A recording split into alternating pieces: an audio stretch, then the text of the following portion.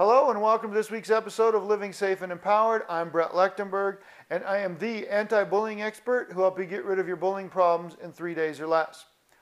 Over the last couple weeks, I've been asked several times by parents, grandparents, etc., what is the best way to look at your child's cell phone, iPad, computer, etc., and make sure that there's no cyberbullying, inappropriate material being sent to them, etc., but at the same time, not making them feel like they're being spied on. Good question. It's really 3 steps and one overriding concept that needs to be in play. First off, the overriding concept that has to be there. You're the child's parent and they're not always going to like your decision, and that's okay, and you have to be strong enough to deal with it.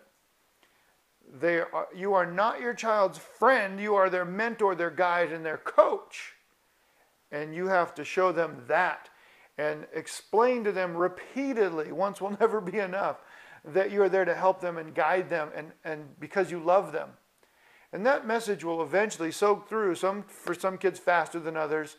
And there are definitely times when they're not going to agree with you and they're really emotional upset. Other times where the emotion's lower and they know that what you're doing is in their best interest, etc.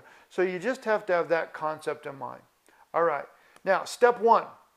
When you give them a cell phone, make sure that they understand that you are going to check it from time to time for inappropriate material being sent to them, cyberbullying, etc.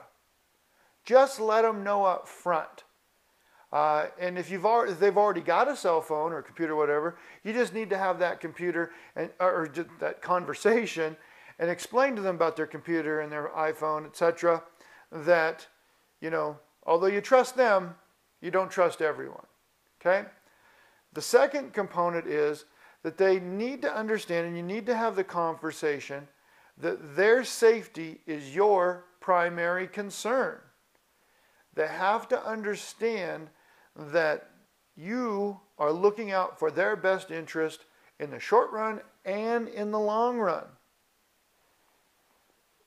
And they need to make sure that you continually have the conversation that although they may not be doing anything wrong, things can be coming to them, or people could be trying to exploit them in some way.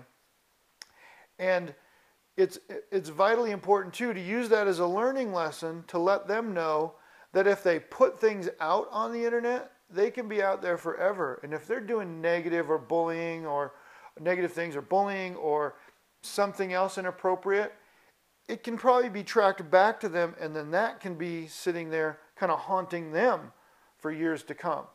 So it's a double-edged sword. There's a lot of learning that can go on there.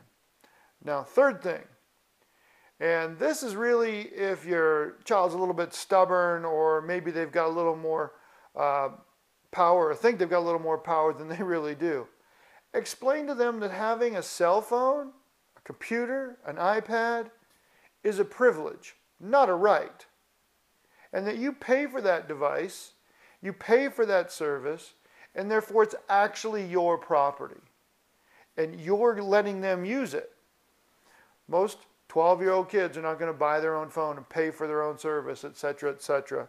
So let them know, again, that it's a privilege, not a right, and that you are going to be the one who's ultimately in control of that device. Now, you want to do that in a kind way. There's no reason to be overly mean or stressed out or upset. It just needs to be said and reinforced. Many times parents will have a conversation about something one time and expect their kid's going to remember it or that it will never get distorted in some way, and that's false. You have to remember, kids, and as all people's memory, kind of change over time, and sometimes it can be selective because they want to remember certain things, or they only heard parts of the first conversation, and that's why you need to reinforce it. So, those are the 3 things that need to happen with a conversation, and that's the one concept that needs to be in place. All right, so that's what I've got for today. That's the way it is. And as always, if you want a copy of our free anti-bullying report and how to deal with bullying at school, principal, contact, office personnel, that kind of thing, then just click the link below at antibullyprogram.com, and you'll be able to put in your email, and we'll send you that free report.